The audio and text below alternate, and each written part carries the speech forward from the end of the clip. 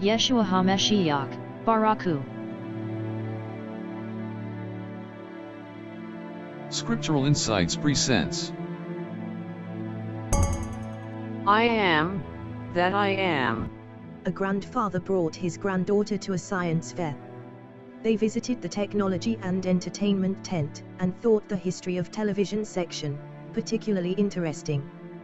They started with the state-of-the-art, curved screen, 3D, light-emitting diode 60-inch marvel and worked their way down to the very first, monochrome, bulky electronic one-eyed monster.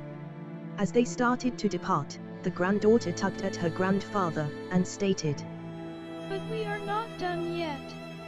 Grandfather said, "But yes, we are, sweet pea. This is the very first electronic TV of its kind to be invented by modern man." She replied, "I understand that, but what kind of electronic TV did the cowboys have, and the ancient Romans, or even the Flintstones?" The grandfather smiled and replied, "Sweetheart, electronic TV is an invention of modern man. It didn't always exist and has an inception date, that is to say a beginning, and this one is the very first TV, the beginning of its kind."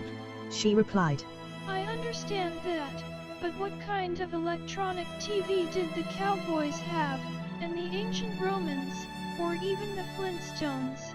Grandfather shook his head and led his granddaughter out to view some other exhibit, hopefully something that would prompt less questions.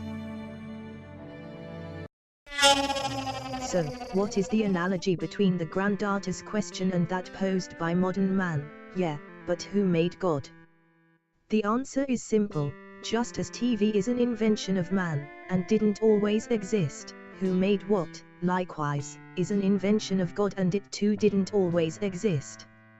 Just as you can't apply the question, what kind of electronic TV did they have, to any arbitrary time period of man, you likewise can't apply the question, who made what, to any arbitrary target, especially to the one who invented it.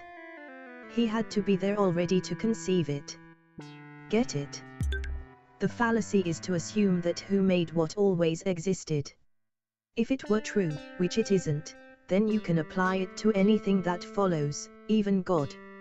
If electronic TV always existed, which it doesn't, then you can apply it to any time period you like.